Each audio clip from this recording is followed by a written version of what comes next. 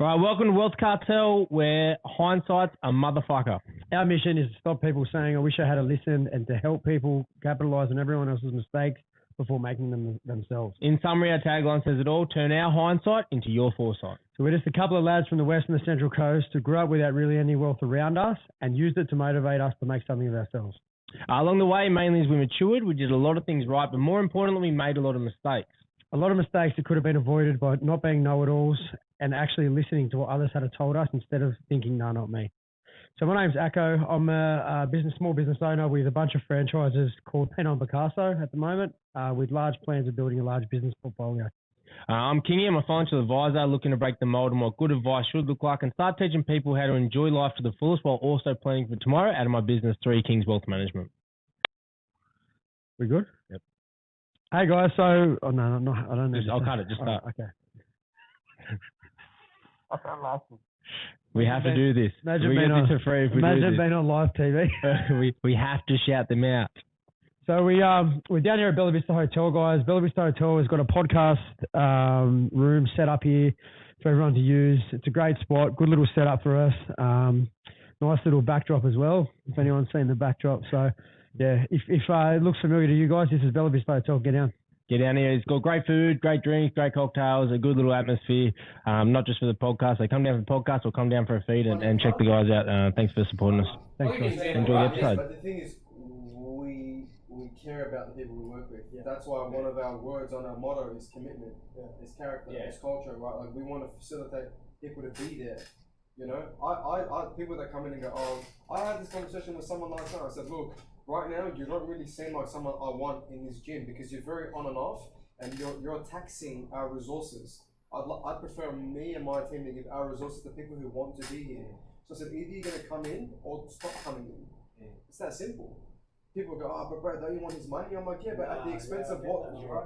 But see, I'll give you an example. Like diet in the PT and nutrition space, there's a massive hole for this in the market, right? Because you'll get, you know, I wanted to watch it, but I've got one recently where I outline. I know all my PT, like I'm a qualified PT, and when I was in the military, like I was fit, everything. Just business, I let it lack, and now I do a bit of powerlifting. You know, I stopped boxing and I put on a lot of weight, right? But I know what to do. What I need is someone to be accountable. And what I need to learn is, because all I know from a nutrition point of view is calorie deficit and all the basic shit. I was trying to approach someone to say, hey, teach me how to do this sustainably long term. Because I can get lean, but then as soon as that goal's over, go back, right? So I was trying to say get sustainable. Here's my non-negotiables. Here's what I work, but I'm not a bodybuilder. I'm not a fighter. I don't need to do 8 meals a day at this. And meal number 1 doesn't need to be meal and rice. I don't need to walk 3 hours a day because I've got a business to run. There's got to be sustainable steps. Then the program you get is just a copy and pasted bodybuilding.com program that's the same as someone else, and you go, well, and then but then you don't follow it, and it's on you for not following. Well, no, it's not, because I'm willing to do it. You just haven't given me something that's executable in line with what I want, you know. And the thing is, the program is the smallest percentage of the thing. It's more about finding something that can affect changing that person's behavior. Yes. To make them follow the program. That's right. Because they can buy a program for $10 on an ebook and get great results if they follow the program. It's finding a way to make that person action something. That's right. and that's what, like with my budgets, I'm pretty relaxed. I let my clients spend. I do spending plans or savings plans because I can. And don't get me wrong, people, like I see accountants and stuff, and they go, "Oh, your client's spending a bit." No shit, because if I can maintain their happiness, they could die tomorrow. At least they're still having fun. But I can get them on the path. And then what happens? And I put a post up with this yesterday with all my clients. At some point, once they're on the right path, they see it working, they create the good behaviours, they automatically within themselves realise they need to spend less on certain things because now they realise that doesn't make them happy. And that is the most powerful thing because now they'll have that for the rest of their life, not me saying, you can't have that. I said, you can have it until you realise you don't want it. And then that's what happens. And that's the ultimate level of you know, the service you provide. And I guess that's sort of what, you know, apart from there, but that's probably what ethos is about, I think. I think it's really important to understand, you know, that. He keeps saying me, right? You know what this did to me? He's my financial advisor. You know what he did? He complains about me fucking spending too much money and then rings me and says, hey Dan, I've got a share in a racehorse, you want to buy it? How good is it, pal? Yeah, and then it nearly won. Nearly won on Monday. We would not have been here.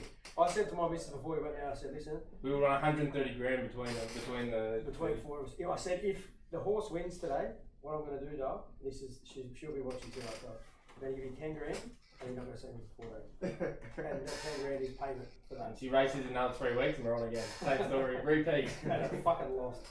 All right, anyway, so let's get back to it. So Because we've gone sideways.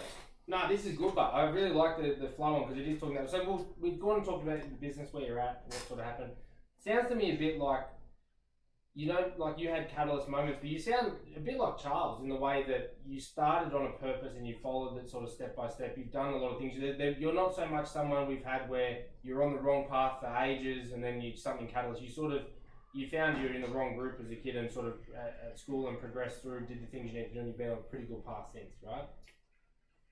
Yeah, I've just been on a path. Yeah. There's been bad moments, there's been good moments. Yeah. You know, fortunately, I did a lot of my stupid shit before I was 18. And yeah, I think there's a good or bad path. Cool. I've done a lot of the things that people would consider bad when I was overseas, which made me not want to do them when I was back in Australia. So, Dan's laughing because he knows I went to Cuba. So, you know, I'm 27, like I like to have a good time, but I'm just very focused on what I want to achieve right now, and I'm very clear on what I want to achieve. I write these things down every day, same as you guys said earlier. You know, yes, I do my morning gratitude, my evening gratitude. I have lists, I chunk things, I have goals. I go back to them every day. I make sure we're on track with those goals. So when people see things on Instagram, which is essentially a picture that we choose to portray, people see the good parts of everything, right? Because that's what we show them. But they don't see all the small moments of effort. They don't see, you know, in your cases, how hard you guys work. They don't see that I'm at the gym from 4:30 a.m. until 9:30 p.m. most days of the week.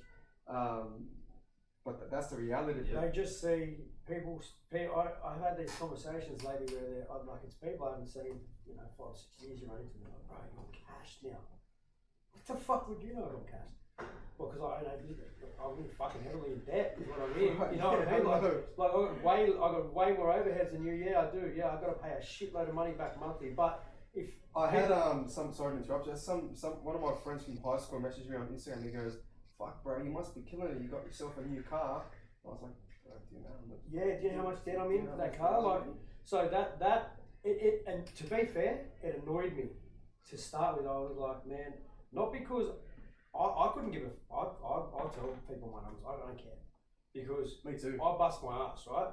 And if I got cash, unlucky.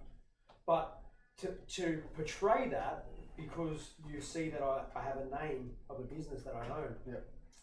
The biggest fallacy, man. 90% of businesses are just underwater in debt, and not but people have got a business killing it. Yeah. The amount of people come through my door that are living on debt, and people think they're for 5 years. They're one bad decision away from going under. Yeah, for 5 years as a plasterer, I did not know where the next dollar come from, and I ran a business, and everyone thought Dan's run. And don't get me wrong, but at the end of that, had I not been ripped off, the amount of money I ripped off, I would have had money. Yeah. But for the 5 years, I was the same. If anything, I earned less than the people I paid. I paid myself less of a wage than my staff. Yeah. Right now, I get a wage because I work within my business. But previous asset is the business, right? But previous to that wage, previous to myself being able to work in that business, there was a conversation between myself and my business partners where we did not touch a single cent for 2 years. Yeah. So yeah, I'm cashed. I got no money. You know what I mean? People don't understand the sacrifices you make to be successful. Yeah, I get the opposite. And the risks, right? Yeah, the risk. Risk versus reward. Yeah. Bigger risk, bigger reward. People are like, oh man, you're on your own gym, it must be so good. I'm like, well, look, yes, it's very young as a business. I'm like, you go do it. You go sign the paper, and then see the rent, your lease. I say that to my mum. She goes, oh, you're doing so well, son, congrats. You know, like she's having a laugh, and she goes to me, when are you going to get me that new car? I go, come do what I do for a day. Yeah. My consultant for the business, he's a friend of mine. I won't say his name. He's a very like fucking straight up person. Man. He doesn't beat around the bush, and he'd always say things like, "Go do it. Like if it's easy, go do it, please. By all means, go do it. Like have fun. Have fun. If you think it's all fucking fancy, it's like have the amount of emails I need to answer when I wake up. Look how often my phone rings. I have 8 hours of screen time because you have to answer phone calls every day. And that's the reality of it, right? If I'm under 8 hours, if my average is under 8 hours, I'm stoked. And obviously every business dynamic is different, It right? is. But I went It's like the life of a professional athlete. People are like, oh, Arlene's fucking got cyborg. It's so cool. It's like, do you know She's what about to she's go what she's done to say I can take 8 weeks off work for this fight camp? Yes. Do you know she's a mother full time? You know she's about to do still? Trains full time, fights full time. Yeah. It's crazy. So she's a massive influence on me. Yeah, I tell her all the time. Like, you have no idea how many people you affect changing every day. When I took my wife to meet Arlene, we went out to dinner at Pantheon, and Ben never met Arlene. So Arlene and I had meetings and conversations based around the sponsorship. My wife was like, what are we doing? Sponsoring someone? But I was sold. I was like, I'm sponsoring her, regardless. So I couldn't sponsor her through Penon Picasso because, and fair enough, the brand or the founders of the brand didn't find a fighter fitted the brand, basically, for who our market is. And we sponsored her, we sponsor her through my wife's business, but that business is at a lot, like, it doesn't earn money at the moment, it's in its building stages. So we pretty much sponsor her personally because we believe in her, and to me, it was something I committed, and I was like, I'm not going to put out for something like that. But the main reason is because every time I speak to Arlene, I'm good for a month, I'm ready to go. Like, she doesn't even need to say anything or mean to say anything or whatever. We have that conversation, and then for a month in my mind, I'm like, fuck, if she can do it, I'll have a go, stop injured. Or a week. 4 days. Is that why? Is that why you haven't been? Arlene's gone, you've got no chance to. It's going to be at least a month before I see them. Just get on a Zoom with her real quick. Alright, cool. So let's dive into the hindsight stuff a bit more specific now, right? We've got three parts of the triangle to talk about. We're going to start with my expertise and some of the money things. So let's talk. Now, you don't have to go into serious detail. I think this is just like money. Money doesn't make the world go around, but it pedals the wheel. It pedals the gears. People are going to say money is not the goal; it's the vehicle to all the goals. And young people, when we're younger, we think it is the goal, and a lot of people do, and we get caught up and we make a lot of mistakes from it. So this is what this part starts off. It's not the goal. We start it first, so we finish with the cool stuff last. Get this one out of the way. So what are some of your biggest things you can look back on, experiences with money, either good or bad, that you'd go and do again, or that you'd go back and tell yourself to change, or anything like that? When I was 22, I was just working as a personal trainer, and I was living at home with my mum and my little brother. We had a garage. I was very keen to have my own place. It just seemed like this magical thing that I had built up in my mind, like having your own gym. Obviously, at the time, I wasn't aware of utilities, overheads, expenses, staff, insurance, legal fees, solicitor fees, council fees, all these things. Exactly right. Fit out fees, and 10 grand, I can do it. I was like, yeah, I'm gonna do it. I'm gonna open a gym in my garage. I'm gonna have all these clients that come and see me. I won't have to pay rent. It's my garage. I'll just put a flyer out. And that's what I did. Young 22-year-old, hadn't had enough time in the game. Not that you can ever have enough, but I hadn't earned any stripes at all, and I thought I could do it, right? So I told Mum I want the garage. I spent around 10 to 12 grand in total for a 22-year-old back then. It's a lot of money. It still was a lot of money, relatively speaking. With your eyes closed. With your eyes closed. Definitely, it is. I fit the garage out. It looked awesome. I was the only person that ended up training there. Probably my little brother did a few times too. And then I ended up selling all the equipment back for about $3,000 about a year and a half later when I moved out. Yeah, right. So the hindsight lesson I learned then was to be patient when you're making decisions. To understand, is this the decision that's going to be best for you in the moment? Or do you need to do a few more things to earn the right to make that decision? Another example of that could be in an athlete, for example. A lot of athletes may rush to turn professional because there's a lot of glory in saying I'm a professional fighter, but have you spent time as an apprentice amateur fighter learning the mistakes, practicing your weight cuts, practicing who your team is, and then earning the right to call yourself a professional athlete? This is an example I was giving. So in hindsight, I'd go back and I'd say just wait, earn your stripes, get better at what you're doing. Be patient with your money decisions. Maybe ask a few gym owners what their experiences are in starting a small gym. Maybe do a bit more research on marketing, and is someone going to actually want to pay you to come and train you in a garage? Straight back to that, being conscious it's like it's straight back there and going, right, I'm making this decision, but I'm not making it with any plan. My plan is to make money. Yeah. That's the plan. And it's going to be cool. I have my own place, but obviously that's not the case. Which is a glory thing, because I've been there. I get that. I'm sure you've been there as well. Like, it's cool to tell people you're owning business. It's especially when you're 22. You're like, I'm proprietary limited. I'm a business. I make no fucking money, but hey, you can see my name. That's why most businesses fail. But no, that's a good. I like that. I think that can be poured. You know, we can pull that back as well into See, the thing is, I learned a lot from that. But the thing is, if I could go back, I'd probably save the 12 grand. Because if I had 12 grand now, I'd do a lot more with it. Yeah. Or I'd use it for something else back then that probably would have been beneficial. Like, doesn't mean you wouldn't have done it, just maybe not then. Maybe not. That's right. I love that because that lesson led to here. Yeah. Ultimately, everything led to here, right? But somebody else that could listen to that could go, oh, all right, I saved 12 grand and learn from you. And that's what we try to do here. And then I think that's a really good. We are speaking specifically money in this topic, and I think. In the world of information, it's a big problem we have. It's a pro and a con in the way that you talk about fighters. Politicians is a great example these days where politicians, Labor or Liberal, whatever, they don't actually work anymore. Like John Howard, he was 11 years as a solicitor before he became a politician, where now he can be a career politician, right? Shit like that. So, same as the Labor people. You can go to the union, work in the union, or actually be a tradie and then go into politics, right? And it's the same here, like professional athletes where back then there wasn't really back then you had to earn your stripes. Same with work, same with and same with money. It's a classic back not long ago.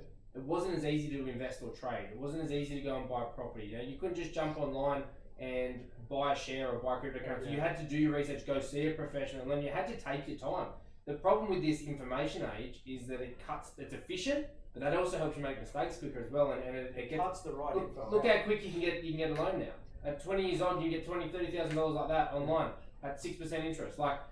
It's a pro in a lot of things, efficiency, but it can create a lot of mistakes, and you've got to know when to take that time, be patient. I think that's a really good lesson to pass on. Yeah. Any other money ones? Any other money ones? I guess recently with the fit out for the gym, if anyone else is starting a business or looking to start a business, is find people that are doing like things that you're trying to do and ask them. Go and learn from them. I'm fortunate that I did do that, but I still didn't do it enough, and I probably lost some money in areas, spent too much in other areas. That's the case now. It is what it is. But if I went back and opened another facility, which I will eventually, I'll do a lot of things differently. That's what the Cartel boys said. Remember, they exactly the same thing. So we had the Cartel shop boys on, and they said, we thought we could do it all, and we went into fit out. And he goes, now we're pretty much we're experts in what is it? What they say? They pretty much said they now leasing now look over their own leases because they've been ripped off. They got fucked over, so they learnt. Yeah.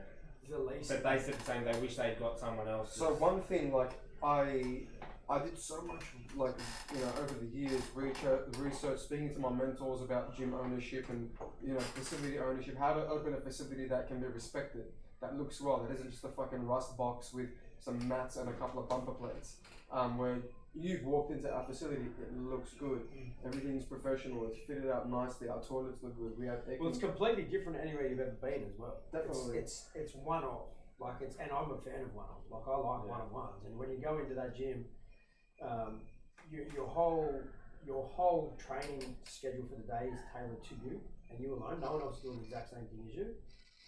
Your weights are tailored to yourself. Your reps are tailored to yourself. It's like you've got tempo. It's completely different than anything else. But when you go in there, visibly, when you're looking around, there is not one person in there doing the same thing. Which is fucking nuts. The plan for us, and I guess I'll publicise this, is I want the gym, Silverwater Ethos Gym, to be like a hub, where once we hit a certain number of members in our gym, I'm going to call pause, so everyone else goes on a waiting list. So I want to, exactly right, and we are not too far off from that. And everyone else who wants to work with us can either work with us at a satellite location, which is something we're working on at the moment, or work with us online, or go on a waiting list. Do you know? Look, my goal was that I wanted my brand. And I wanted to be the go-to guy when it came to combat athletes. Yeah. And don't care what anyone says, no gym in Australia has the quality of fighters that we have. Yeah. And it's growing every week. we work with the best dietitian team in the world for combat athletes. I'm very close with him. We have a lot of plans together. So when I told you earlier, I know exactly what my vision is, and it's the way I see it now. Charlie would have said this to you. Nothing is going to get in the way. Yeah. Because I work too hard, and I'm too efficient. I have all the right people around me. I surround myself with the right people. I have an amazing team. So the way I see it now is it's all going to fall into place because come work harder than me. Like, go try. No, I love that. I love that. And people, you know, certain people look at that and go, oh, fuck, that's arrogant. But yeah, what a copy whoever knows me knows I'm not a copy. But that's that can be misperceived, and I agree with that because people think I'm arrogant, and to an extent I am, because I am good at what I do, and I will outwork people in the room, and I will make sure that regardless of, and don't get me wrong, I'll help you get there as well. If you want to come up with me, I'll help you. But nobody wanted to work with fighters when combat sports wasn't sexy, when it wasn't popular, when it wasn't on social media. I'm not working with fighters because it's sexy. I'm not working with fighters because I want to be a millionaire. I'm working with fighters because I care about them. Because I was a fighter, and I didn't have what I can give someone right now as a fighter. It's a gap in the market. And I saw that gap, but I didn't see it to monetize it. Trust me, because I'm not making money right now either. I saw a gap because I wanted to be a professional fighter, but I didn't have the tools or the networks in place to take that forward. Now, my goal and what we do every day is we provide people with those tools to get to where they need to, and we get pretty fucking good at that. When you talk about being that gym in Australia, because I solely believe that. I've seen the people walk through those doors. I've seen Kay Scott doing a conditioning session, and I was next to her in the bar, and I was watching her, and I was like, fuck this. I was like, fuck, bro. There are people around, and like it can be for me originally. Like I feel like I've always been pretty coordinated and athletic. When you go to that place, I was like, fuck, no.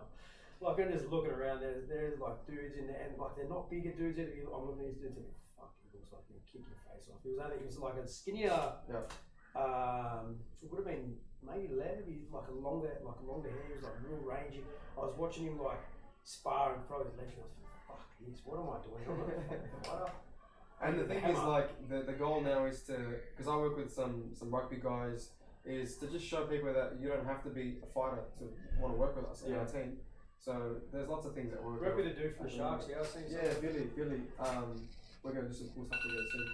Yeah, I love it. You seem to, Ethos taking that specificity range, you know, for what the person's purpose is. The thing is, man, in the fitness industry, and those who are doing well in the industry will understand that there was a post that came out yesterday, and a few coaches shared it, that there's so much misguided information in our industry, and it's fucking sad because it's people's health. It's not like you're just selling someone a piece of bread, they eat it, they throw up. This is someone's behavior around understanding food, around their habits for training, for exercise. It's their body. Like it makes me sick because when I like dealing with people's money, if I fuck with someone's money, they get really upset about it. We can go legal like that, but people can sell health programs and fitness programs like this. People value money over their health more. That's a good point, man, because you see these ones, like you see these generic ones online, and like I could write that program. Man, I've got no fucking idea what I'm doing in any of your. When I first spoke to you about my knee and what was going on with my body, my lower back and my stretching, I'd never ever had anyone but a physio when I was, when I first done my knee, saying certain little things. But in the fitness industry, you go into a gym, do what you got to do. Yeah. No one's having that conversation. So, basically, my knees are sore still, by the way. No, but honestly, I've never had that, and I see programs. I seen Ryan's program, and I wasn't impressed. I was like, I could have done that. He could have done that. Yeah. And to be fair, people are. There are a lot of naive, gullible people in regards to it because we're not professionals. But I think we're lucky enough to have played sport, to have done certain things, to go, well, you're taking the piss. Yeah. It's so easy to misguide people. You sell a sexy image on Instagram, six pack, fake tits, this, that, whatever it is. And unfortunately, people in acts of vanity and wanting to look like something or seeing something that looks good, they'll believe it. They'll buy it. They'll follow a 6-week program that makes them eat cabbage and tuna for 8 meals a day. They look great. They take the before picture, after picture, awesome, and then they've got a thyroid issue and metabolic, down regulation for the next 2 years or whatever it is, right? So our goal is and that's what we do. We have clients that are non-athletic, that are 56. You know, we have older clients that train when Ty's training. They train hard too, yeah. And they bicker, but we apply the same concepts and methodologies to them as what we do with our professional athletes. Yeah. And it doesn't really change. Do you guys work with the fight dietitian much? That's what I was talking Oh, about. that's you too, right? Yeah. Him and the combat dietitian, yeah, the two. Him, Jack's his, Jack works with him, yeah. So fight dietitian Jordan Sullivan, he's my guy. We work together. I just very, reached very out to Jordan. closely. Charles just got me on to Jordan too. Yeah, okay, man. Yeah. We're me and Jordan had an hour chat on Saturday about some cool stuff that we're going to start doing soon. So yeah, he's unbelievable at what he does. That Freedom Chef is sponsoring Arlene as well. Athletes Nutrition Meals. Is that the same dude? Athletes Nutrition Meals, the ones that you. So Freedom Chef is Athletes Nutrition Meals. No. Different people. He's combat TV or whatever, action TV. So just Freedom Chef shared something the other day. Yeah, I think that's not a meal prep company. Yeah, no, he does TV. He does like a TV podcasting and a cafe. He's got like a cafe, I think, as well. In terms of actual food, Athletes Nutrition Meals. It's Paul's fucking good, man. You know what? They are good. They're good meals. They shit on. All those ones I was telling you I was eating, I cooked bro like. New food, my muscle. My muscle chef. Yeah. Yeah, we do. Apples and oranges, man. My muscle chef is $1 billion company. You know, like they do. I think it's 1 million meals a week or something. So, $1 billion company. It's $1 billion meal prep company. Huge, man. Huge. Fuck. Right, it's a scalable business. I was making like $1,000. We were making like $1,000 bucks a week profit last year, didn't it? That was a tangent too. Sorry. Yeah. Yeah, we did it for as part of. I was doing it. I know a few dudes that have. I was doing it as an into my finance, so yeah. People delve into those things, but they never last long because it's a fucking lot of work. We didn't last because we ran out of resources. We had too much going on. It's a hard to scale business, the meal prep industry. Like I speak with a few guys that own them, and man, the margins for profit are not. Yeah. Especially to compete at the level, like you pay, I think it's $10 a meal. Well, you need to identify very quickly you're not going to be competing with, my muscle chef. Their vacuum sealed machines are like hundreds of thousands of dollars each. Yeah. So. All right, so let's move on. So from the money bit, so health. Some of your biggest goods or like pros or cons that you'd go back and do again or wouldn't do again, health wise that you'd pass on. This is obviously your arena, so. Health wise things. Both mentally and physically. Let me think. Mentally, I wouldn't blame other people for things that have happened to me in the past. I'd take onus over what's happening in my life myself. I guess things that I wasn't doing younger that I do now is I wouldn't rely so much on. I guess it's something you learn in university as well, where you sit back when you read a piece of information and you synthesize and then you say, okay, I'll take what I need to from this and I'll understand that the rest of it might not be applicable. Obviously when you're younger, it's read it a few times before you apply it. There are certain habits that I have in place now around health in terms of, drinking a certain amount of water, what sorts of food I eat, having behaviors around food that I had back when I was younger that a lot of people have. I still speak to people where they go, oh man, on the weekend I was bad, I had bad food, I had a bad weekend, and then the Monday they're starving themselves until midday because they feel guilty about what they ate. Whereas the psychology of eating is a huge thing, particularly in females who have a lot of self-image issues, but I think it's very prevalent in men too. I speak to a lot of men that are middle age who don't feel confident in their bodies, and they'll feel like if they have an ice cream, they'll feel guilty about having the ice cream. But I always tell my clients there's no such thing as a bad food. There's something as a bad behavior or a bad habit. I'll very happily have an ice cream every now and again, and then the next day or the next meal, like I told you, Dad, I'm just back to doing what I do because I've cultivated those behaviors over years and years and years. That's why, as a most recent, I just post like my breakfasts, my first meal of the day on my story every day, and I always get a few people that comment and go, "Oh, that looks awesome, man! Don't you get sick of eating the same thing?" I'm like, "No, I enjoy it. I like it. I like the routine. I like how it makes me feel." So if I could go back in hindsight for physical health, I would not be so easy to listen to or take on information that I'm reading online. I would read things a few more times and I'd be very skeptical to apply it to myself. In saying that, I would apply it to myself before I applied it to other people. Yeah, okay. So I always tell my coaches and tell people that I work with, if you haven't experienced it yourself, you have no means teaching other people about it. Right? So if I would, you know, even now, right now, if someone says, "Oh man, I want you to consult me for opening a gym," I'd be like, "Man, go pay someone else. Wrong person. I'm still fucking figuring it out. Go speak to someone who consults for other people who open gym businesses, right? So I wouldn't be a fake like that. Now, if someone says, "I want to consult you because I'm a combat athlete," yeah, you're at the right place. That's health-wise. Psychological health, going backwards. I did something about a year and a half ago, where I kind of went back to all the major events in my life when I was growing up. So things I experienced in school, because it's interesting how there are certain life events you just never forget, whether it's something someone said to you and it happened 12 years ago, you just can't forget that moment. Yeah. The way you felt in a particular time, a girl that you kissed, whatever it is, a fight that you had in the car park, you just can't forget that particular fight.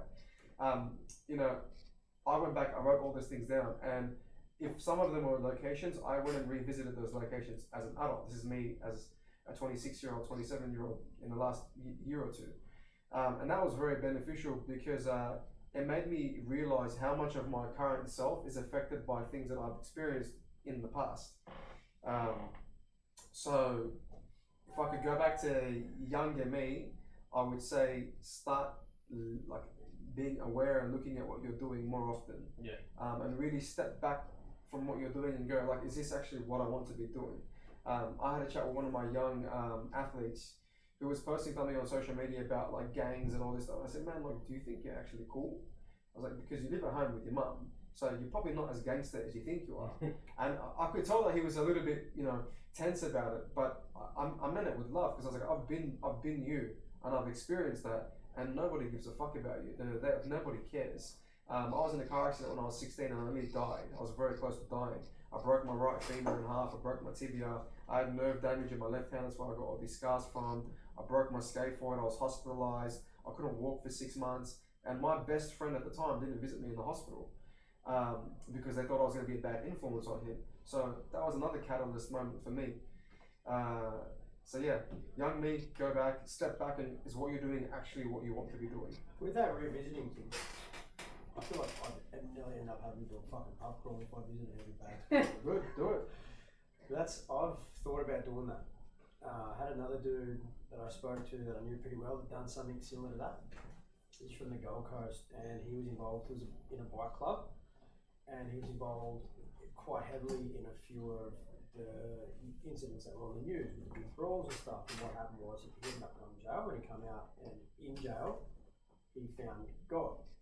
And I thought it was a cop out. I was like, fucking bullshit. I know this dude. He's full of shit. So he become Muslim, right?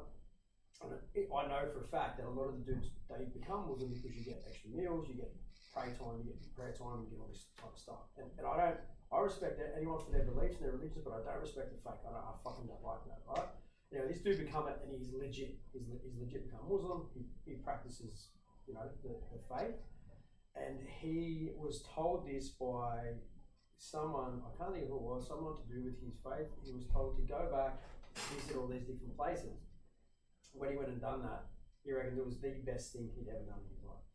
Went back, revisited times. He said he felt sick at certain places. It was like he was back in the moment. He said he was in a nightclub in the Gold Coast. During the day, though, it's a restaurant. He went to this nightclub. He could feel, he reckons he used to get on drugs. He felt like he had it. Felt like he'd had the pill. He said he felt that sick in the stomach. I believe him. I went back to the site of my car accident. I do normally every year, but I went back this one time. I drove around the same kind of direction I would have when I had the car accident that day, and I sat outside the telegraph pole that I drove into, and man, it was a very interesting experience because I just closed my eyes and I went back to that day, and then all the things that I learned on that day. Yeah, it's like out of body experiences. Definitely. I never used to believe in that shit. I'm a skeptic, but yeah, we'll listen to some of Sam Harris's stuff on that. Sam Harris? Yeah. Who's Sam Harris? He's got the waking up meditation app. He talks about like out of body experiences, you know, psilocybus and psychedelics and all those sorts of things. Yeah, right. Very interesting. I'm becoming a bit weird about it. I'm starting to think it's real. It's just another topic, I guess, right? Yeah. Alright, cool. I like that one. Last one for the triangle is the lifestyle. So living your life, right? So we've got to be healthy, we've got to have funds to live it, but then we've also got to enjoy life as well. What's some of the biggest things looking back that you would change or you would still do around lifestyle? I wouldn't change, because when I grew up, my mum never, like, she would never not give us what we wanted. Because we were good kids sometimes. You know, we had toys. I had a Game Boy. I had a PlayStation. Which is why when people go, "Oh man, I'm doing it rough," it's like, shut up, man. You're not doing anything rough. You live in Australia. Shut up. You're not. You got a roof over your head. Yeah, we're privileged. Go spend 2 weeks in Bolivia and tell me if you're doing it rough. Don't tell Dan that, he will. Yeah. Some things I wouldn't change is traveling. I can't wait to travel again. Things I wouldn't change is, you know, like you earn money, but money will come and go, right? I'm always for taking the risk, taking the chance. Like this whole gym thing, yeah, it's fun right now. It could all flop in overnight, right? It could flop next year, whatever. It could flop in 2 years. But who cares? What's the worst thing that can happen? I write this down. It's one of the Stoic teachings. It's like premeditating your fate and premeditating your death almost, right? So I've seen what the failure can look like, and I'm like, okay, it's okay. I'll deal with that. Yeah, I'm there. Right? I've been there. We spoke about that the other day. I was talking to you and I was like, people say to me, "What are you doing?" So fucking what if they fail? At the end of the day, when I wake up in the morning, I love what I'm doing. I love the people that I'm around. I don't see myself like going to work. I say it as a figment of society, but I genuinely love what I do. Not many people can say that. People then might look at you and go, "Oh yeah, you're lucky." Or it's like, no, I did all these things so that when the opportunity presented itself, I was ready for the opportunity. So me going back, I would not change traveling. I would not change having fun. I would not change. So are they the things then? So when you say you wouldn't change them, they were that lifestyle thing that you needed. They were your balance. Like you were traveling, you spoke about that really early in the podcast. Yeah. That to you, like that was part of, like that's what you would tell people from your point of view. Like this is If what I have kids, I'm gonna have a budget for their travel. So if my son turns 16 or 18, goes, "Dad, I want to go overseas." Son, here's a budget just so you can go overseas, because I want you to go overseas. Because you're gonna learn a lot about yourself when you go overseas. You're gonna lose your passport. You're gonna get your things are going to get stolen. You're going to be sleeping on the street because the hostel you've arrived to is actually fake. There's a whole thing. Yeah. I got to Tulum with my best mate Sebastian, and the hostel we got to at 3 a.m. was closed. We were like, "Fuck it, man, let's just sleep on our sleeping bags in the corner." We slept on the street in Mexico. I kid you not. No way. Yeah. I've been arrested in Mexico. We got to Cuba in Havana, and we had no idea where we were staying at the time because they had no Wi-Fi. You couldn't book a hostel. So we arrived to Cuba and stayed at this random house. We thought we were gonna get shot. We get upstairs and there's this gorgeous like old lady who's made us fresh papaya juice, and it was one of our best travel experiences. I still speak to the family. I've sent like 3 people to that family, and all these stories they make you unique. Culturally, I feel like it's going to be very different for your kids than some other kids, and ours may be the same. Than people that go travel for the sake, like you culturally, you are designed, and your makeup of what you are and who you are came from those experiences, right? Because you were conscious, you've managed to have those bad experiences, good experiences, turn them into a positive. I know so many people that haven't done that. I know so many people that have traveled the world, that have been to millions of different places. They travel for the sake of traveling because everyone else does it, and they think that they're going to gain culturalism. How bad is that? Yeah, it's so bad, right? Like to travel for, like I've been to Bali 21 times. Love it. Absolutely love it. And I always swore I'd go back there. I've been once, and I still remember the phrases that I learned in Balinese. Yeah, you'll never forget it. Nah, because I asked, I'm like, teach me a language. Every time I speak to people, you're a big Aussie boy. I don't think you're Aussie, but I don't think you're something. I'm like, teach me a Russian, teach me this, whatever it is, right? I just find a point to relate to someone. Because now if I meet a Russian person on the street, I can say, "Hello, how are you? How are you going?" And that'll instantly make them relax a little. So I wanted to get married in Bali, and we couldn't do it. So I had my bucks over there, and I got married in Coffs Harbour. But Bali was a really special. Like I took my wife on her first overseas trip to Bali. My kid, that will be my kid's first overseas trip once COVID sort of goes away. But I learned more about myself in that place. And I know it's like people say, "Oh, you just always go to Bali," but man, I've been to other places as well. But that was where I resonated with me. That was where I got a friend from there who I met on my very first trip, who I set up a business for his wife. We still speak now. I'll give you, he calls me in regards to business. I call him. I watched his kids grow up. We've been through he lost a child, and I was friends with him and helped pay for the funeral. And like we've done a lot of shit together. And to me, that changed my whole life. And regardless whether it was Bali or Cuba, that was my culturalism thing. And now I want to take my kids there and show them the orphanages and show them how lucky they are. But I think a lot of people have been to Bali. I know people that have been to Bali 5 times, never ever seen the cultural side. They go to the clubs, they go to the beach clubs, they sleep during the day, and by all means do it. Like, it's fun. Look, me and my friend, we did all that stuff too. We drank, we partied, but then we didn't neglect not experiencing the culture. But anyway, people will choose to seek what they think they need, right? Yeah, that's it. All right, cool. So that's a really good one on the living one. So we're going to summarise it up now. Let's make this like the summary sort of short and sharp. We're trying. No. We're an hour and 43 in, but we can keep talking off the camera. No. So we want to take all. So I've asked you about your experiences with this stuff. Now we want to try and dial it into like a major tip, right? So for money, what would be your number one tip or takeaway for someone listening to this? Number one tip for money.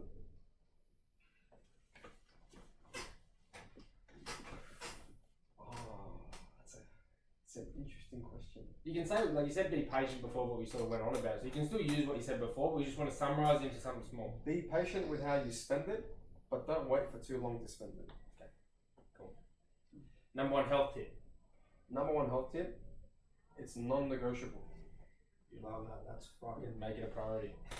Doesn't matter what else is going on. Your physical, yourself, you're the catalyst for everything that happens in your life. Yeah. Look after yourself. Yeah, it's crazy. Yeah. Don't tell me you're working. Fuck off. Yeah, it's crazy. Everybody has the same amount of time in the day. How are all these people that we all look up to around the world, Dwayne Johnsons, these billionaires, what are the one thing they speak about? Waking up early, cultivating habits to give yourself the time in the day to train, to do these things, to eat well. So how can you earn more money and get less healthy? It doesn't make sense. The more money you make, the more things you should be putting in place to make you better. Yeah. All right, number one lifestyle tip or takeaway. Number one lifestyle tip or takeaway. Find the time to play. Find the time to play. Good. I like it. I've got time to play, bro. Now find time to train. Find time to train. Stop playing so much. You know what? Lifestyle tip is we've been managing your expectations around everything. Yeah. But that'll go back to the health being non-negotiable. Yeah. All right. So let's give us a one sentence summary on all of it. What's like everyone we've created taglines for people. What's like a little tagline that you would say to yourself as a younger age in a way that you would listen that would help you get through?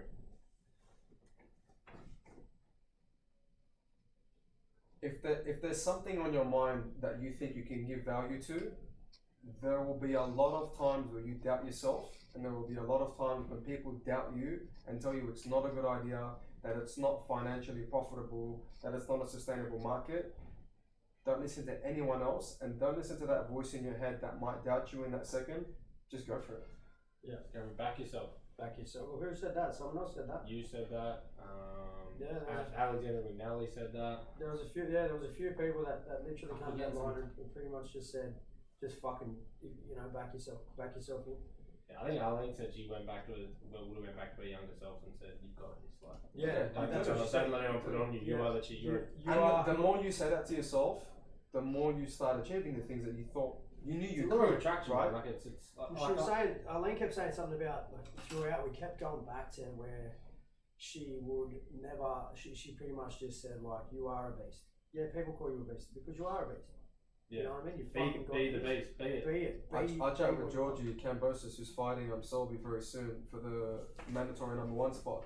And I tell people all the time, when I met George, he was still fighting. Our first fight was in Melbourne, and then we started working together. I've been working with George for 3 years. We've done MSG together, we've done MGM together, and he's from day one's like, I'm gonna be a world champion. But there was no doubt in that. And then you see him. It was not because he said it. It was not because he just said it for the sake of saying it. He said it. He there is nothing more embarrassing than saying you're going to do something and not going through with it. Yeah. like, bro, I'll be at training next week, and you're not at training. It's like, that doesn't tarnish me. But next time you told me you're going to do something, I don't believe you. I won't believe you. But it's crazy for me, like with stuff like that, like so. You're better off saying, I won't come to training next week. Yeah. Sweet. He's just savage, man. Like there's There's a lot more people than me there. I can guarantee. But the thing They're that gonna put gloves on. the thing, like we talked about this before, and I'll just quickly go back to it. But you know, when you guys were talking about how people see you as a business and they think you're killing it, right? The funny thing is the opposite happens to me. So people see me and go, "Oh, Kenny, you're not driving the Ferrari. Why would I get you to manage my finances, right?" That's crazy. But the funny thing is, and I said to Dan one day, like, I could go out tomorrow and lease a Ferrari, and you watch how many clients I get. Yeah. I'm fighting the hard fight. I don't sell to my clients that, make money for the sake. I can make you heaps of money. I talk about what's your purpose, how do we achieve that, right? How do we do that?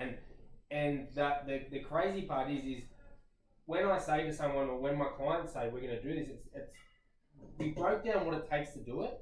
And then you go, well, that's what I do. And then once you start taking those steps, you can go, I'm going to be. And it would be similar to what Champion George, because he would sit there and he would visualize, what is it going to take me to do that? And then every day he's doing it, he goes, well, I'm doing it. Like, I'm on the path. I know it, so. Yeah, I think too, like, when you're, people like you, like, I've got a few friends like him, like, I've got a few mates who play NRL, and they were the same.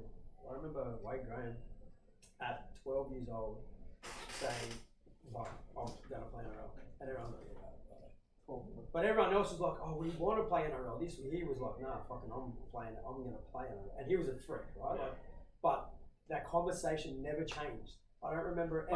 And he never had it to be arrogant. He wasn't that dude. But, well, he just knew within himself there was nothing else in the world he wanted to do. The chat needs to be, and you know, what you said then about George, is I've never heard this before, but I'm going to say it, and hopefully it sits, is you've got to do what you need to do so you can say it, not saying it so you can do what you need to do. You know what I mean? A lot of people say it hoping that if I say it, it's going to happen. Where other people will do it and it reinforces it's going to happen. So I think do what you need to do so you can say it rather than say it so you do what you need to do. Yeah. The other way around. I think that's just sparked in my head from what you said about George, and it seems to be a common trait with everyone, I think. Yep. Yeah. Like there's no point just the chat. Because we talk about Connor and stuff, right? Like Connor was the big one for it. I told Dan that Picasso said, he's like, at some point you need to start painting. Yeah. And stop talking about the fact that you're going. I talk about to-do lists. How many people do a to-do list just to feel productive? I'll write the to-do list, and then their to-do list is like do groceries, create second to-do list.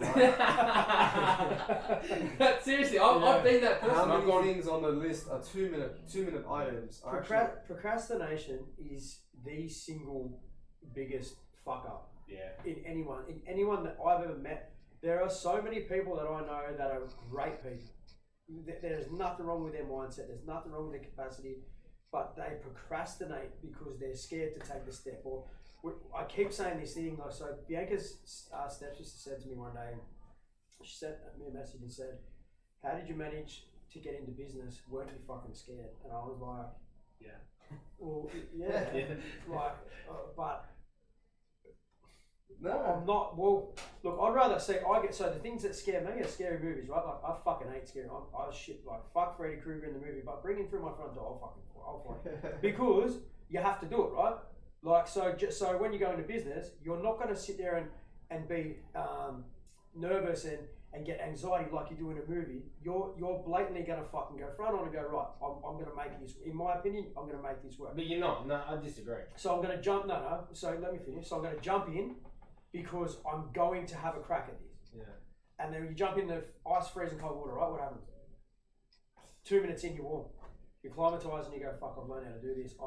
Because it's shit scary to jump into that ice cold water, but once you get in there, you acclimatise and your body tells you this is what I need to do, and you teach yourself, or you subconsciously you become better. So don't get me wrong, like you said with your gym, that was an uncalculated jump in. You jumped into the first one. You went to jump, the home gym. You went to jump into a freezing lake. You jumped, you landed and slipped. You didn't even get into right. Yeah. But if you can manage to go, and that analogy is perfect. But the thing that I think most people see, which is what you're sort of like getting that, well, you're 100% correct. But what I disagree with on that is everyone comes in any form, whether it's health or it's money, whether it's business. Everyone goes, how did you do it? What's the one answer, right? And the reality is we're all scared. We're all fucking scared to it. But what people have got to learn to do is you've got to analyse why you're scared. And then figure out how to address it. For you, maybe the fear was getting started. So you knew the only way I can do this is to get started, right? Where for other people, there's other things, and people have got to stop thinking, what's that one trick? And actually sit and go, well, why don't I want to do it? I know what I need to do. Why can't I do it? And I think it's where you guys have built a really nice thing is compared to other people is you go, well, what's your barrier? How do we address that barrier? Not, here's what you need to do, go and do it. What's the barrier? To do, everyone knows what you need to do. How are you going to do it? How do we do it? You know, and I think that's a really, really important piece is you've got to sit back and think of, well, what's stopping me? I know what I need to do, so what is it that's stopping me and how do I address that? Yeah, I agree. And I think we're very honest, like upfront with our members. So I always ask our members, how do you like things so far? How are our amenities here? Do you like the showers? Have we approached you well? Do you like the check-in process? Do you like the equipment? Do you like your program? Do you enjoy things? Do you feel like you're getting what you need? Yeah. I've had some no's in certain areas. Oh, we probably like this. The feedback's great. We awesome. love it. Yeah. No, definitely. The best part about it, it's the best. Like I get fucking feedback from someone that says, "Hey, we had a terrible night." And it hasn't happened very often, but it's happened, right? We had a terrible night. It wasn't the experience we expected. I hate it. There is nothing. I love the fact that they've come to me with the feedback.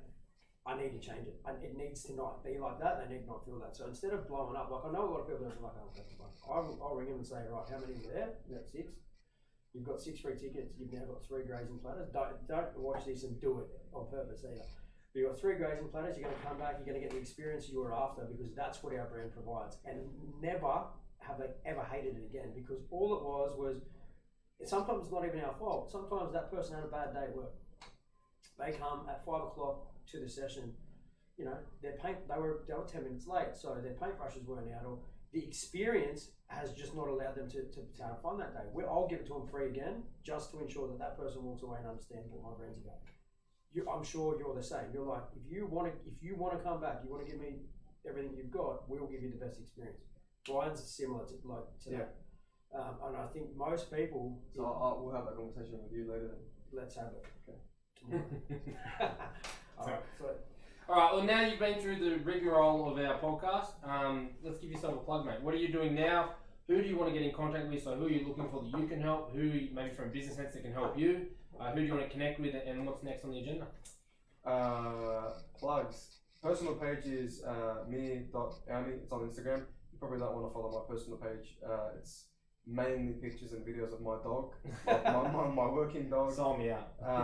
And the food that I eat. The brand page is Ethos Performance AU. That's a pretty cool page. We put up a lot of content, educational content, hype reels, just plugs for our athletes, our team, what we're doing. Website's ethosperformance.com.au.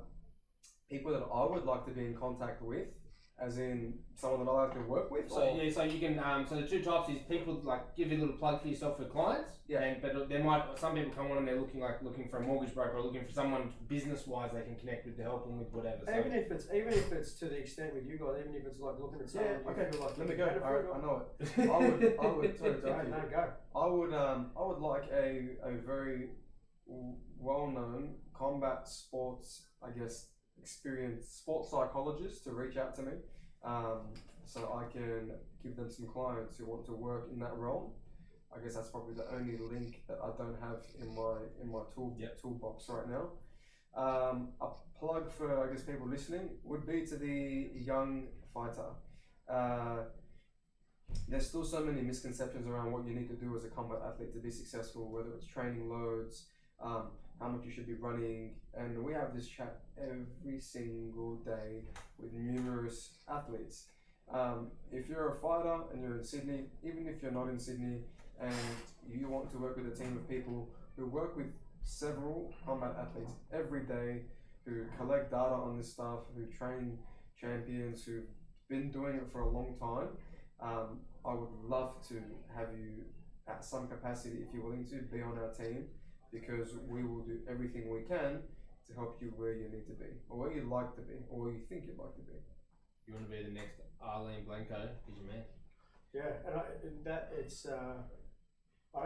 don't think we've given it. I've given it enough of a rap. When you go there, I've only been there 4 days. I've never seen anything like it. It's the truth of the matter is the way that the training regime, and I don't know I don't fully understand how the boys have done it. I don't get it, right? But I know that whatever it is, it's specifically tailored to a single person.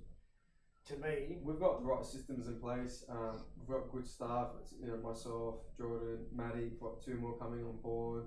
Got a good team of people, and it's been a lot of you put the work in. A lot of time. I spent a year developing like a programming template that makes things efficient for the guys, and I've just provided that to my team and to myself, so we can have these